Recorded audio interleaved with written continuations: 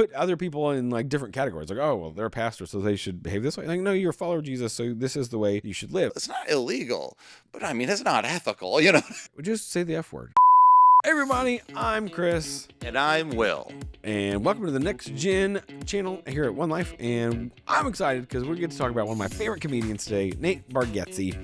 Are you a stand-up comedian guy? I love stand-up comics. Yeah, definitely a big fan. My wife and I, whenever we're just kind of like bored out, like it's a Friday night, you're bored, but you don't really want to watch a movie because it takes too much effort. And sometimes you're just like, I want to watch stand-up. And I mean, I used to binge all of them. So yeah, like we slowed down since having the kids, but yeah, I love stand-up comedy. Yeah, so Nate Bargatze has, if you don't know who he is, you're living under a rock, because right now he has I'm pretty sure it's like the world record right now of the highest grossing or like the biggest comedy tour ever. The Big Dumb Eyes tour. Not the Big Demise, but the Big Dumb DMB Eyes tour.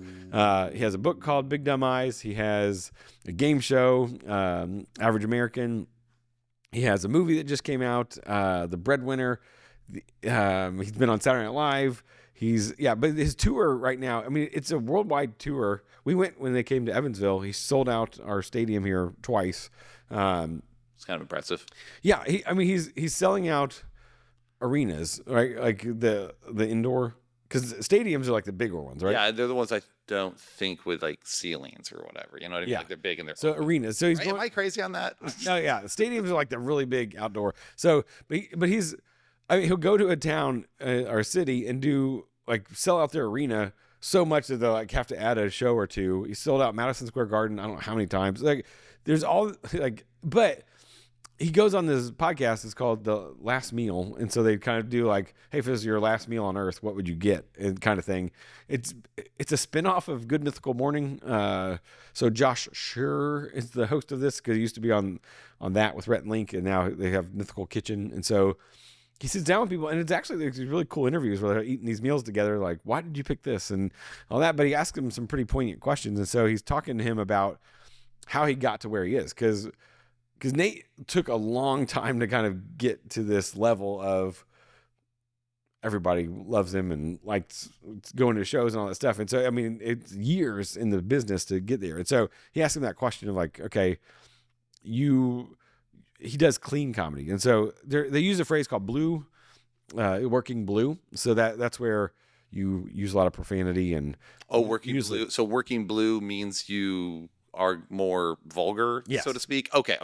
So so use that phrase. So if you're not familiar with the comedy terms, they use that phrase in here. So all right, well, I want to take a look at this clip and then talk about. But at the end, I want to talk about why this matters to people that follow Jesus, because there's a principle here that he lays out that I think is good for followers of Jesus and just how we live life on a daily basis. So let's take a look at this, and then we'll discuss it, and then look at why it matters for you. Closer to 15 years ago, like real early days.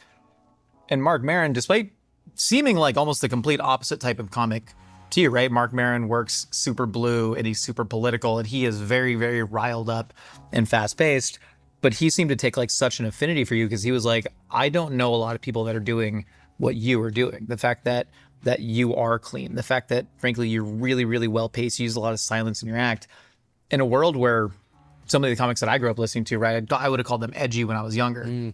But then when everyone's edgy and everyone's talking about sex and everyone's talking about politics and everyone's working the same level of blueness that's been distributed everywhere, is there something to just like staying the course of what you know to be true and funny and not trying to follow everybody else? Absolutely. You gotta just, that's the only message I would give to anybody. It's just, there was times you're very tempted to go edgy or when political, like, cause I watched a lot of comics that were younger than me that would just fly by me and like be, you're like, that guy, you're like, I've been doing comedy 10 years longer than that guy. Then you're like, that guy's famous now, and you're like, all right, maybe I should do this. Cause if I did this, like, you would draw attention, whatever. And, but fortunately, I was able to stay the course, kind of stay to what I did. Someone asked me recently, how could you keep your, it always feels weird saying the word brand, but it's the simplest way to put it. But it's like your brand or whatever. Like, how could you keep it together now? Yeah. Like, and I told him, I said, well, I think I've already done the hard part because I did it when it was the easiest to veer off of it. Yeah. Now it would be insane to veer off of it. But if I went through all the years where no one knew me and I didn't veer off of it, then I feel stronger now and that I'll stay in it more than ever. I love this because he said, early on, I mean, he's been doing comedy. I mean, he's done comedy probably since his 20s, and he's in his 40s now. So it's been a long time of him just slowly building, maybe even before that, and just building his brand, as he calls it, of, I want to be for families. Because he said, we don't make content for kids, but he's like, if your kids walk in the room when you're watching some of my stuff that I put out, then I want you to know that it's going to be safe. That you don't have to worry about, like, You don't have to be like, oh my gosh, I have to turn this off, Shh, shh, shh. yeah. And so Listen to what Dad's listening to. yeah, what? He said what? But I mean, they do his YouTube channel, Nate Land. They have what's called Nate Land Presents, where they take younger comics and just kind of give them a showcase. And so the Nate Land Showcase, they say, hey, these are some upcoming comics that you probably don't know about and need to hear about. And so he takes those and puts them out there, and he even says, he's like, hey, they promise to be on their best behavior. And so when you see them out doing other shows, they might not be as clean, but he kind of says, hey, if you want to be a part of what I'm doing, then you'll work unblue. I don't know. You'll be clean, cleaner than your normal act. But I like that he said it was something that he's done over time to get to where he is. And so how, like, when comics, and not just comics, but when people in life, like when they have a goal, how do you work at it so you don't take the shortcuts of like, oh, I could do this to get to where I want to faster, but I might have to compromise some things along the way. And so have you experienced that in your own life, or have you seen that happen with other people? I mean, yeah. Well, I think that's tempting for anyone, right? Like, I mean, to some point when you see people just become super successful by just making certain pivots, then it's like, okay, I mean, I could do that. And there is that temptation because we're human, right? You want to be, you want to be successful. You would like to make more money. So that way life is easier. You would like to have whatever. And so, I mean, this before I pastored for a long time. That kind of took a couple years as we prayed where God wanted us before we came here. And I was a business manager during that time. And there was some things that people would do in that department that were frankly pretty, I mean, it's not illegal, but I mean, it's not ethical, Yeah. You know what I mean?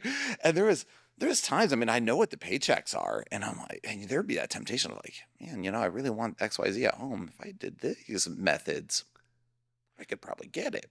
Yeah. But then I was also like, but man, then what am I? Then I'm the guy who did all those things.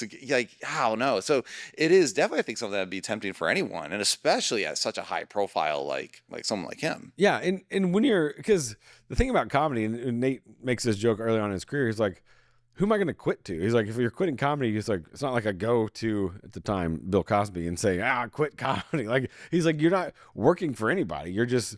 You're your own brand. Like, you're like, okay, here's me. If you like me, then hire me to do your show or do your corporate gig or whatever, and I'll come do it. But when so early on, he's like, I'm working for myself. So he knows, like, okay, if I do these things, then I can get ahead. But he's like, no, I know that this is what I'm called to do. And for him, so early on, he, in his, I think 2 early albums, he makes a lot of jokes about drinking and getting drunk and how that affects his life. And he kind of makes light of it. But somewhere along the line, he made a switch to say, I'm not going to drink anymore. I don't know that he was an alcoholic or would say he was, but I think he realized, okay, that path is taking me down. That's taking me down a path that I don't want to go down.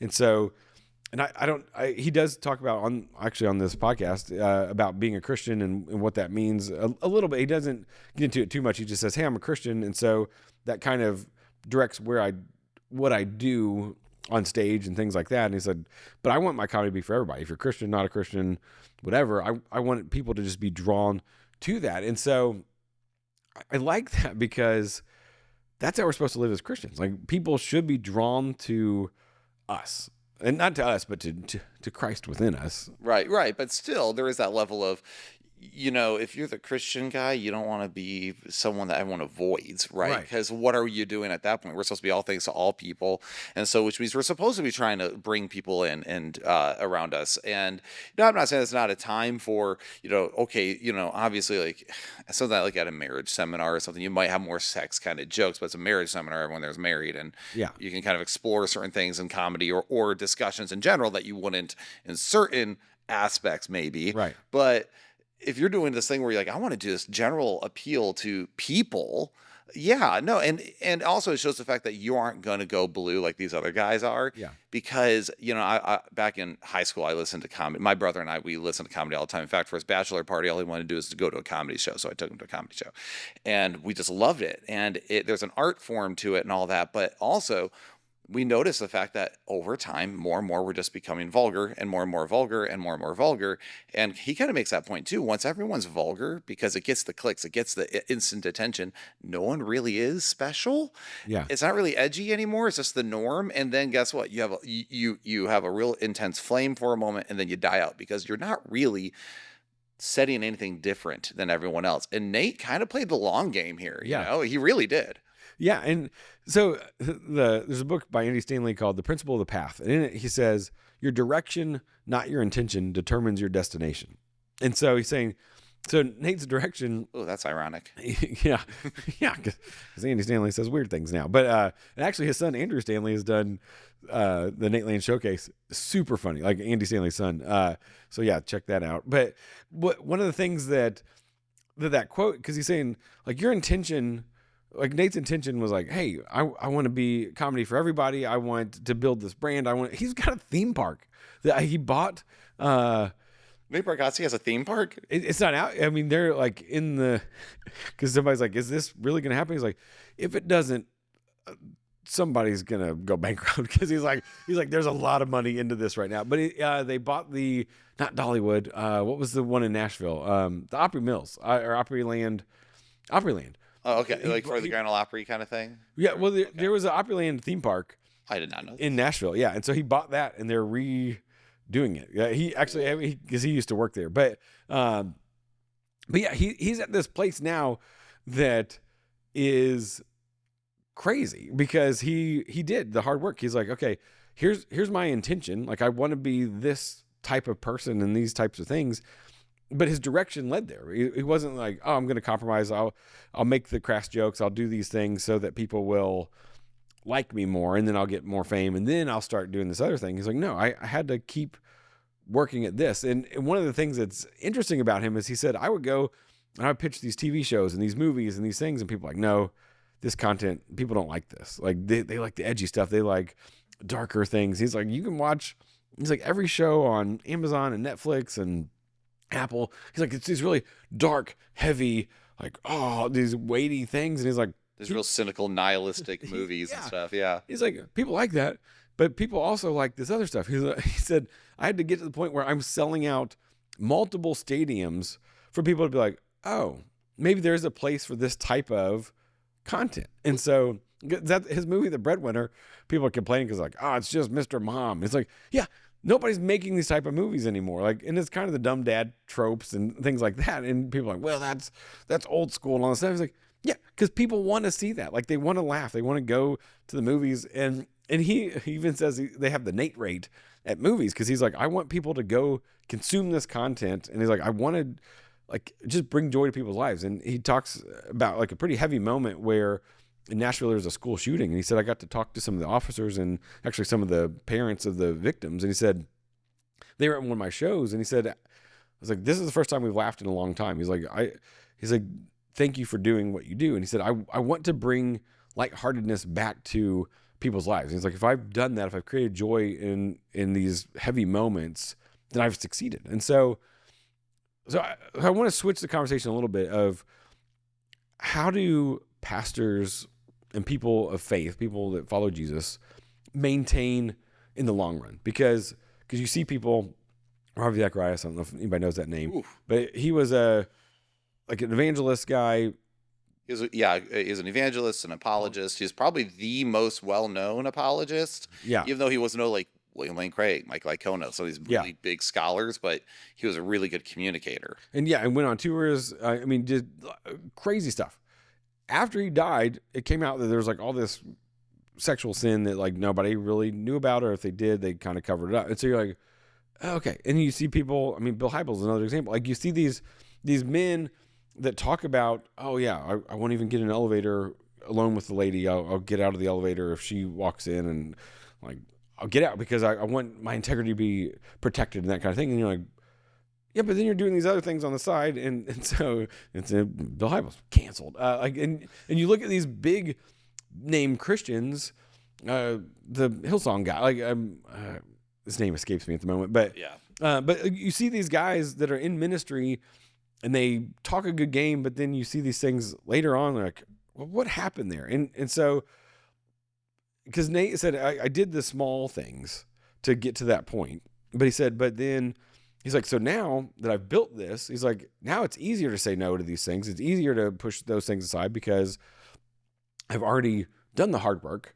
And so he's like, I'm less likely to compromise now because I've done all the hard work to get to where I am. And so do you think that's true?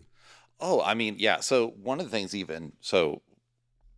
I'll circle around. So when I first started doing my channel at the Church Split, I sat down and went, before I even started it, what do I want it to be known for? What are my values? What are those things? And I did that on purpose because I didn't want to go outside of the box. It's like once I have these principles and I live by these principles, then I don't want to just do things that other content creators go. And I'm not going to say who, but they know who they are, who do things that are just for like essentially clicks and for rage bait. And I'm like, I don't want to do those things. I want to have a certain like framework of which I work in. And I'll play the long game with that. That way I don't compromise principles on the way. And I think one of the things that we forget that God calls us to in general, and Nate Bargatze, I guess, is a great way for us to springboard into this, is faithfulness. He calls us to be faithful. So when I look at this stuff and it goes, okay, in fact, I was writing this in the curriculum for the middle schoolers. I sent you that this morning, but it was one of those things where God's not looking for numbers. God's not looking for you to be the next most talented person ever. He's looking for you to be faithful with what you've been given. And he rewards faithfulness. And you will be rewarded faithfulness because people also recognize someone who's been consistent. Does that make sense? Yeah. And I think there's a level of accountability because I think Nate surrounded himself with people that will help him to make the right decisions and to be wise in these like business deals that he's got going on and the things that he chooses to be a part of. Because he hosted Saturday Night Live. And it was during the writer strike, and they were just looking for people that weren't, or during the actors like guild strike or whatever. And so a lot of actors weren't coming on. So they're like, oh, we need a comedian. So they kind of brought him on. And this was still kind of early on when people knew about him, but not too much. And so, but he did clean stuff on Saturday Night Live. I mean, he did the George Washington sketch. You should look that up. It's so good. Like it's one of those iconic sketches now in SNL's history or whatever. And so, I mean, people watch that video and they're like, this is a masterclass on what like comedy should be and is and things like that. And so he doesn't compromise even when he's on these shows that are like, there was a crazy interview with Kevin Hart and I forget who the other guy was. And Kevin Hart's like, well, just say the F word. And he's like, and then cause they kind of like laugh a little bit. And then Kevin like says it again. He's like, say the F word. And Nate's like, wait, what? He's like, no, man. Like, he just was like, this was so out of pocket. Yeah. It was just this weird thing. Like, all of a sudden, like, Kevin Hart's saying, like, just say this. And he was like, no. I'm like, what are you talking about, dude? Like, it was just such a weird thing. And I think with pastors and with followers of Jesus, there's outside forces, right? There's spiritual warfare that goes on that's trying to get you to compromise. You also have external pressure. Social pressure, all those things. And when we don't have accountability, we don't have people that are telling us the hard things. A mentor of mine said, he's like, I've got people around me that respect me, but they're not impressed by me. And I was like, oh, that's good. Because there is a certain level of when you're a pastor or when you're a comedian, or when you're somebody that's out in front of people a lot, and as pastors especially, because it's this spotlight on you of you have to do all the good things all the time. As we literally have spotlights on us in the studio, so ding, yeah. And so, but it is this. People are looking at you, and judging you very differently than they judge themselves and your kids, because they're like, oh, well, he is the pastor, he shouldn't do this. Like, but do you do that? Yeah. Okay. Well, you're also a follower of Jesus like he is, and so you should be doing the same thing. Like, Oh, don't even get me started. I have a whole tangent on this. Like, you put me on this pedestal. I never asked for this pedestal. Like, yeah, but not all of you should become teachers, brethren, because you'll be judged for greater strictness. I'm like, yeah, on what I teach and everything. Like, if you look at 1 Timothy 3, what pastors or bishops are required to do, guess what? It's the same stuff you're required to do. yeah. So, It's all of you. Yeah. And so there is this level kind of that people put other people in like different categories. Like, oh, well, they're a pastor, so they should behave this way. Like, no, you're a follower of Jesus, so this is the way you should live. And so I said earlier, like, hey, I want to talk about this, what we should be doing on a daily basis. Cause it's the day-to-day little things that get you to the place where you want to be. And so like Nate, it was like, okay, I didn't make the compromise. I didn't cuss on stage. I didn't make the easy, dirty joke that would get me to a place of fame faster and then pull it back. Like, it wasn't that. It was like, hey, I'm going to do each little day. I'm going to make these steps forward. And a lot of that I think you would attribute to his faith of the Bridgestone Arena moment. He talks about it in this is it's when he kind of hit the big time because he sold out the Bridgestone Arena. And it was actually the most ticket sales for an event there ever because wow. As a comedian, you can have a small stage. You don't have to have all the band and all that stuff. So he could pack more chairs in on the floor. And so, but he sold it out. And he's like, I remember that moment. He's like, I had dreamed about this for a long time, but hadn't told anybody. And he said, as I was walking out, I'm like, who is this for? He's like, is this about me? And he's like, if it's about me, it's going to fail. And so he's like, I had to know that it was about, and he doesn't say Jesus, but he kind of implies it. He's like, it had to be about something bigger than myself. Because if it was about me, it would never be enough and it would fail. And so he kind of has that. And that's when he started his arena or tours and all that after that. And so for followers of Jesus, sorry, weird breathing. So for followers of Jesus, there's this interesting moment of, okay, am I going to do the day-to-day hard work? Because if this is where I want to be as a follower of Jesus down the road, because it's so bizarre to me. People think, oh, one day I'll wake up and be this great Christian. Like, No. okay, yeah. What are you doing each day to get there? And it's the same for, I want a great marriage. Okay, well, what are you doing every day to build who you are before you're married? What are you doing each day when you get married? Like, what are you doing? Like, you're not just going to wake up one day like, oh, I have a great marriage. Like, these are small steps. Like, and that's why. Habits you build now will shape your future, period. Yeah. Yeah. And that's the principle of the path. Like, your direction, so where you're heading is where you're going to end up. So you can have great intentions. Oh, I want to be a great Christian. I want to have a great marriage. I want to have great integrity. Okay. What step are you taking? Like every decision is a what's that? Every decision is a step in the direction of who you're becoming or what, I don't know. That kind of thing. Yeah. And when I'm working with students, like we try to direct them in that direction of like, hey, each day you're taking a step towards something. Well, I mean, how many students have you talked to? They'll say something like this, like, yeah, I know, but once I graduate high school, I'll take it seriously. I've heard that so many times as someone who works with the next gen. And I'm like, no, because it's not like you graduate high school and then suddenly like, I have arrived to spiritual maturity. Yeah. No, you have to start taking those steps now.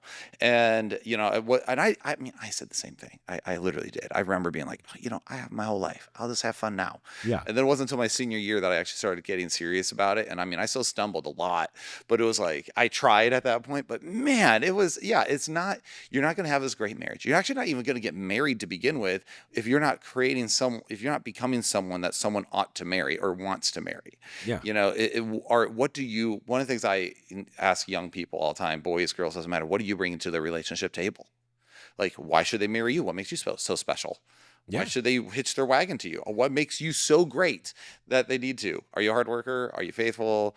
Are you a good thinker? Are you moral? These things matter. And if you're not really bringing anything to the table, then, well, why should anyone select you? Yeah. And so I want to end with this because Jesus, he says, hey, you're going to have to die to yourself daily, take up your cross daily. And it's a daily step forward. And so I think Nate did a great job of explaining that of like, yeah, I did the small things. I did the things that I wanted to do every day to get to the place where I'm now a household name. I mean, people know who he is because he did the small things every day. Now, he's going to have more pressure to compromise that because he said, well, yeah, now it's easier to say no because, yeah, he did the hard work. But it's still a temptation. It's still well, if you did this, you can make it even bigger. And so there's always that push for more. And I think that's where like temptation and sin steps into it, because it's easy to say, I can take this step forward and make this little compromise, and then I've arrived, and then I can pull it back to where I know I'm supposed to be. Like, no, you've already taken that step. You've already damaged your integrity. And that's where I'm like, I would love to know where Ravi Zacharias took that first step of, okay, I went away from what I believe a little bit. Because it's never, what's that Casting Crown song? It's a slow fade from black and white, it turns to gray. Yeah, because it's never like, you don't ever start out like, oh, I'm going to have an affair. Like, no, it's like a small, like, I'm going to be a compulsive liar. No, it's just start with one little lie, one little glance or laugh or whatever it is to take a step down a direction that you don't want to go. And so having people in your life, like that, for me, that's probably the biggest thing. Like, I have to have accountability because I know I'm stupid and I know that I will do dumb things if I don't have people in my life that aren't impressed by me, then say, Chris, quit being an idiot. Like, yeah, well, you need that. Like, my best friends, I mean, you know Jonathan Pritchett is one of my best friends. That man tells me straighter than anyone when something's right, wrong. Hey, Will, you did great. Will, that sucked. Will, that was stupid. Will, that was awesome. Like, you need that. My closest friends are the ones who tell me the hard truths, and I love that, though. Like, I need that in my life, and you need that in your life. Yeah, so find some people. Faithful are the wounds of a friend. Faithful are the wounds of a friend. Yeah, so find some people out there that can help you take those steps forward every day. And so make those steps toward Jesus. If you need to know about Jesus, leave a comment there and let us know, and we'll tell you how to do that. No, I'm just kidding. But yeah, we'll help you through that, because that's the thing. Like, living daily for the Lord is more satisfying, more gratifying, more great than anything that you can do on your own. So, hey, thanks for joining us. Check out Will on the Church Split. Woo! And we'll see you next time.